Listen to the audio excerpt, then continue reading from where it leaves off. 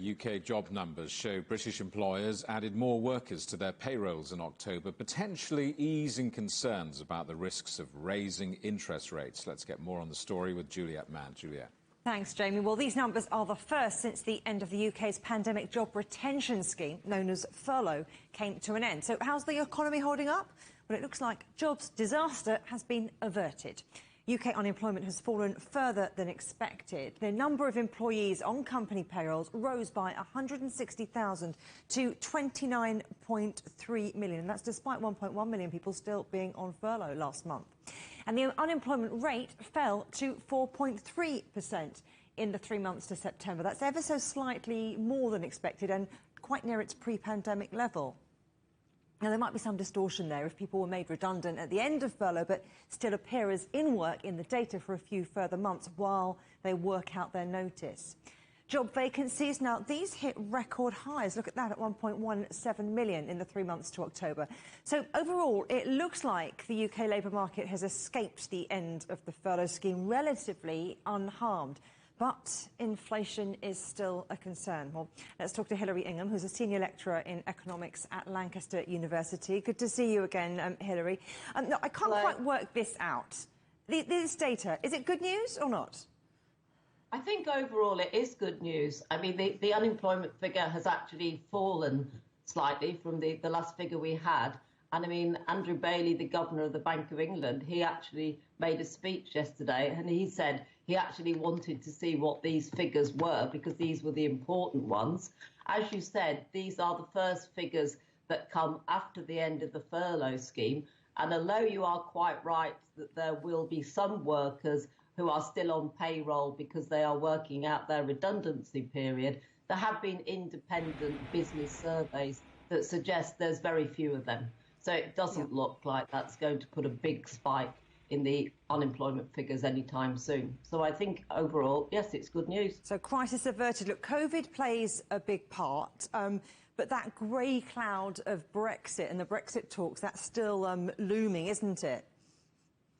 Yes, well, I mean, as you noted, we've got record number of vacancies.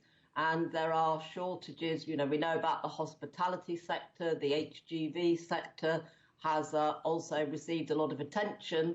And there are vacancies in manufacturing and construction. So there are lots of areas of the economy where employers are looking for workers. And what we have seen is that we have actually seen wages going up. So down the road, there is a possibility that there are going to have to be movements in the interest rate. That's what I wanted to ask you about next, because if we look around Europe, there has been some standout data. But when you then look at new lockdowns and the language on inflation, you know, how cautious do central banks need to be in the short term? Yes, well, I think at the last meeting of the UK Monetary Policy Committee, it was a 7-2 vote, you know, not to raise interest rates. So that was quite concisive, really. I think what the bank is interested in is whether this inflation is transitory. Is it something we're going to see in the short term and then it's going to fall back down closer to the level they're aiming for, or is it going to remain? And of course, the problem with this wage growth is that wage growth fuels inflationary pressures in the economy. So the longer this wage growth persists, the more likely it is that we are going to see UK interest rates increasing. And prices are going up. It's not just fuel and energy, household energy, food as well. And all of these prices going up. If you want to have some home renovations done, the cost of labour, the cost of those materials are all going up.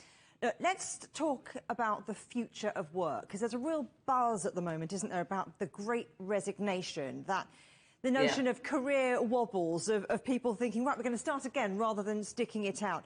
Do you think that the numbers that are out are really reflecting that trend? Well, I think what's happened, I mean, it's quite right that the number of job-to-job transitions is high at the minute, and they're not driven by people losing their jobs. They're actually driven by people resigning.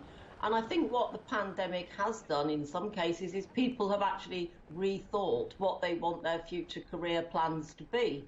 And then, I mean, the other sort of thing you've got going on in the UK at this very moment in time, of course, is that it's no longer possible to work in the social care sector if you're not double vaccinated.